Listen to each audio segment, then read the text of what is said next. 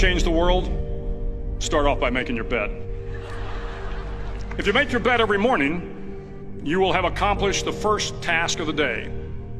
It will give you a small sense of pride, and it will encourage you to do another task, and another, and another. And by the end of the day, that one task completed will have turned into many tasks completed. Making your bed will also reinforce the fact that the little things in life matter. If you can't do the little things right, you'll never be able to do the big things right. And if by chance you have a miserable day, you will come home to a bed that is made, that you made.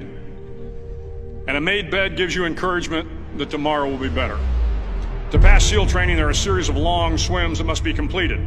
One is the night swim. Before the swim, the instructors joyfully brief the students on all the species of sharks that inhabit the waters off San Clemente. They assure you, however, that no student has ever been eaten by a shark, at least not that they can remember. But you are also taught that if a shark begins to circle your position, stand your ground. Do not swim away. Do not act afraid. And if the shark, hungry for a midnight snack, darts towards you, then summons up all your strength and punch him in the snout, and he will turn and swim away. There are a lot of sharks in the world.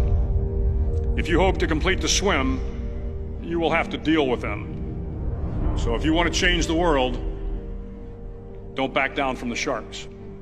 Over a few weeks of difficult training, my SEAL class, which started with 150 men, was down to just 42. There were now 6 boat crews of 7 men each. I was in the boat with the tall guys, but the best boat crew we had was made up of the little guys, the Munchkin crew, we called them. No one was over 5'5". The Munchkin boat crew had 1 American Indian, 1 African American, 1 Polish American, 1 Greek American, 1 Italian American, and 2 tough kids from the Midwest. They out-paddled, outran, and outswam all the other boat crews. The big men in the other boat crews would always make good-natured fun of the tiny little flippers the Munchkins put on their tiny little feet prior to every swim.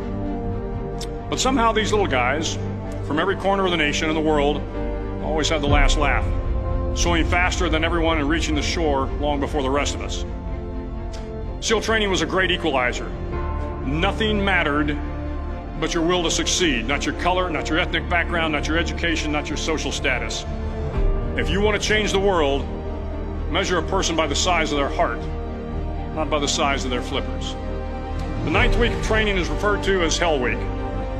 It is 6 days of no sleep, constant physical and mental harassment, and 1 special day at the Mud Flats. The Mud Flats are an area between San Diego and Tijuana where the water runs off and creates the Tijuana Sloughs, a swampy patch of terrain where the mud will engulf you. It is on Wednesday of Hell Week that you paddle down to the Mud Flats and spend the next 15 hours trying to survive the freezing cold, the howling wind, and the incessant pressure to quit from the instructors.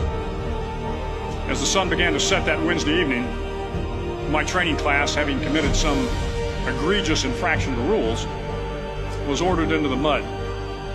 The mud consumed each man till there was nothing visible but our heads. The instructors told us we could leave the mud if only 5 men would quit. Only 5 men, just 5 men, and we could get out of the oppressive cold. Looking around the mud flat, it was apparent that some students were about to give up. It was still over 8 hours till the sun came up. 8 more hours of bone-chilling cold. The chattering teeth and the shivering moans of the trainees were so loud, it was hard to hear anything. And then one voice began to echo through the night. One voice raised in song. The song was terribly out of tune, but sung with great enthusiasm. One voice became 2, and 2 became 3, and before long, everyone in the class was singing.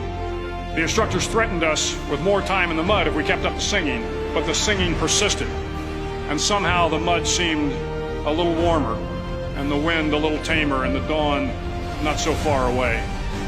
If I have learned anything in my time traveling the world, it is the power of hope.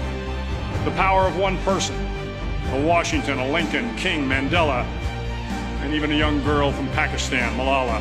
One person can change the world by giving people hope. So if you want to change the world, start each day with a task completed. Find someone to help you through life. Respect everyone. Know that life is not fair and that you will fail often. But if you take some risks, step up when the times are the toughest, face down the bullies, lift up the downtrodden, and never ever give up. If you do these things, the next generation and the generations that follow will live in a world far better than the one we have today. And what started here will indeed have changed the world for the better.